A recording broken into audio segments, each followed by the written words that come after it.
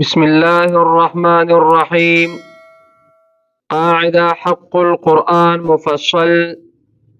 فقاعدة حق القرآن مفصل کی سلور 50 نمبر صفحه راوړې تختی نمبر 4 حرکات.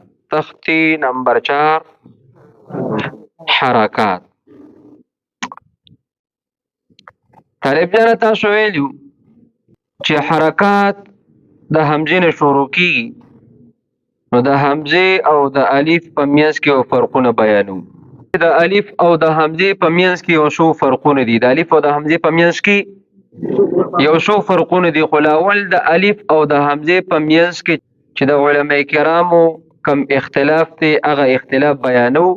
به ان شاء الله د الف او د حمزه په میانس کې فرق بیانو. د امام مبارد رحمه الله په نسبت باندې الف حمزه مسهله ده. د امام مبرد رحمه الله په نسبت باندې الف حمزه مسهله ده. هغوی فرمایي چې الف مستقل حرف نه دی. الف مستقل حرف نه دی او دلیل دا وی چې هر یو حرف شروع کیږي نو هغه د خپل مسما نه شروع کیږي. چې هر یو حرف شروع کیږي، د هر یو حرف چې ادایګي کیږي نو هغه حرف د خپل نوم نه شروع کیږي. وی الف داسې حرف دی چې دا د خپل نوم نه شروع کیږي. وی الف داسې حرف دی چې دا د خپل نوم نه شروع کیږي. تاسو سوچو کې با چې کله شروع کیږي نو په شروع کې سره غلي دي با راغلي ده. تا چې کله شروع کیږي شروع کې سره غلي دي تا راغلي. جیم چې شروع کیږي شروع کې سره غلي دي. الکه شین چې شروع کیږي شروع کې سره غلي دي.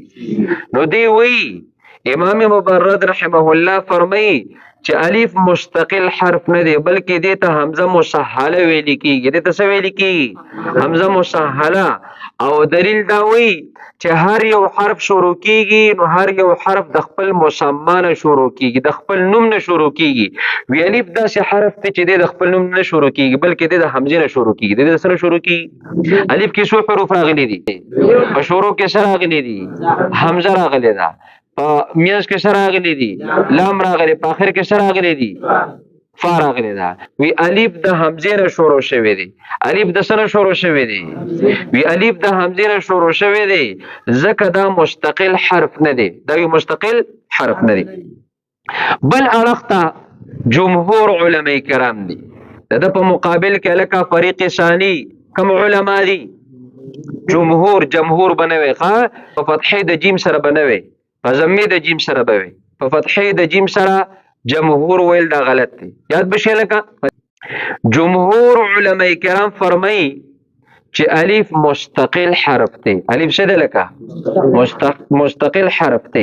جمهور علماء کرام امام مبرد رحمه الله ته فرمایي چې ته وایې چې الف مستقل حرف نه دی او مستقل حرف ځکه نه دی چې هر یو حرف د خپل مسما نه شروع کیږي، د خپل نوم نه شروع کیږي.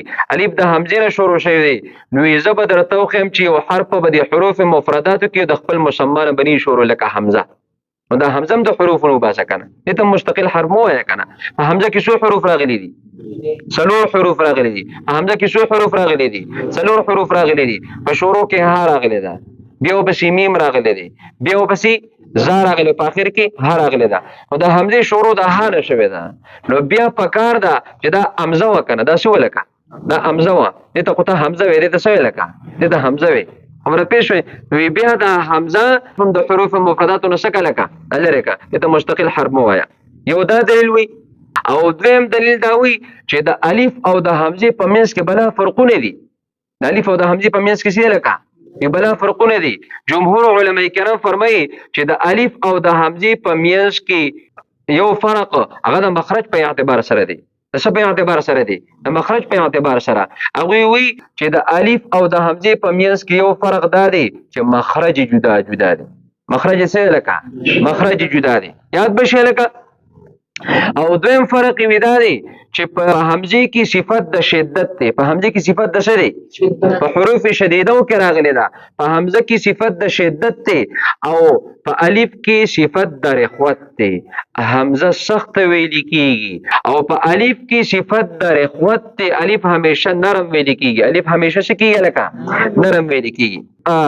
جمهور علماء کرام فرمایي چې دریم فرق د الف او د حمزه په منځ کې دا دی چې حمزه د کلمې په شروع په درمیان او په آخر درې واړو کې راځي. حمزه د کلمې په شروع کې مرাজি، د کلمې په درمیان کې مرাজি او د کلمې په آخر کې مرাজি، او الف د کلمې په درمیان او په آخر کې راځي خو په شروع کې نه راځي. او څلورم فرق دا دی چې کله په حمزه باندې جزم یا سکون راشي نو دا د جټکې سره ویل کیږي. دا د څه سره ویل کیږي؟ د جټکې سره ویل کیږي.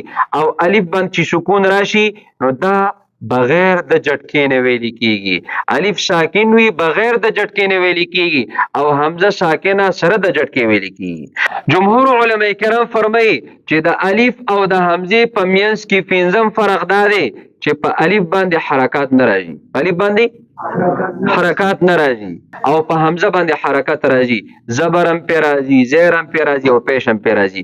دو زبرم په راځي، دو زیرم په راځي او دو پیشم په راځي. کړه زبرم راځي، کړي زیرم راځي او ټا پیشم راځي. په حمزه باندې زبر زیر پیش، دو زبر دو زیر دو پیش، کړه زبر کړي زیر او ټا پیش او سکون، دا ټول شیزونه په حمزه باندې راځي او په الف باندې دا شیزونه ناراضي.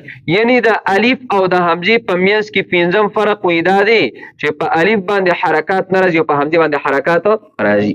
جمهور علما کرام فرمایي چې د الف او د حمزه په میانس کې شپږم فرق دا دی چې حمزه همیشه باریک ویل کی. حمزه همیشه څه ویل کی لکه باریک ویل کی. د کی صفت د استفال دی. په حمزه کی صفت د استفال دی، دا همیشه باریک ویل کی. دا همیشه څه ویل کی لکه باریک ویل کیږي. او په الف کې ټیک د صفت د استفال دی غم باریک ویل کی، خو کله نه کله الف ډکم ویل کی. کله نه کله الف چې کله الف د حروف مستعلیه او نرشتو راشي نو د الف ډک ویل کیږي، او چې کله الف د حروف مستفله او نرشتو راشي نو د الف باریک ویل کیږي. نو الف کله ډک ویل کیږي او کله باریک ویل کیږي او حمزه همیشه باریک ویل کیږي. حمزه همیشه څه ویل کیږي لکه باریک ویل کیږي. نو دغه پکې شپږم فرق شو. دا پکې څه شو لکه دا پکې شپږم فرق شو. جمهور علما کرام فرمایي چې د الف او د حمزه په میانس کې اوم فرق دا دی چې الف کی صفت د مدیت ته. الف کی صفت د څه دی؟ د مدیت ته. همیشه به د یو الف مراخلی کیږي، همیشه به د یو الف مراخلی کیږي. او په حمزه کی صفت د مدیت نشته، په حمزه کې مد نه کیږي.